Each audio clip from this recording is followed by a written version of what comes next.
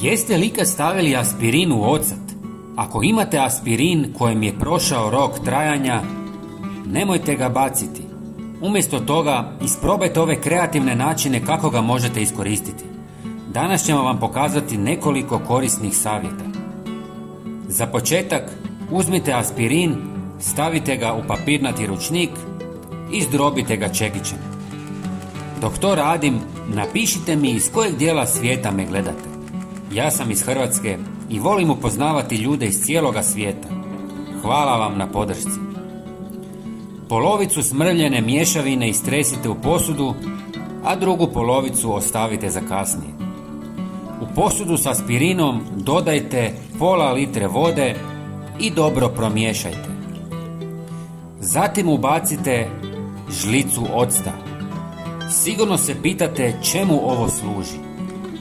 Ova mješavina je savršena za očuvanje svježine rezanog cvijeća. Aspirin snižava pH vode, dok ocat spriječava rast bakterija dehidrirajući ih.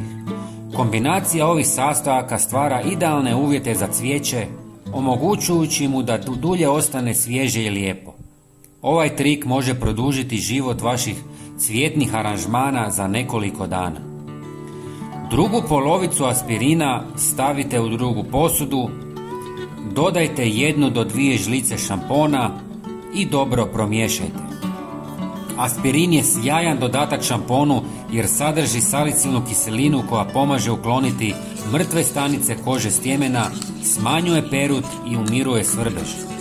Ova mješavina poboljšava cirkulaciju u vlasištu i potiče rast zdrave kose. Mogu je koristiti i muškarci i žene. Nanesite na mokru kosu, umasirajte kružnim pokretima i ostavite da djeluje 3 do 5 minuta. Koristite jednom tjedno za najbolje rezultate. Na kraju, voljeli bismo da podijelite ovaj video sa svojim prijateljima kako bi i oni mogli isprobati ove korisne trikove. Hvala vam i veliki pozdrav svima!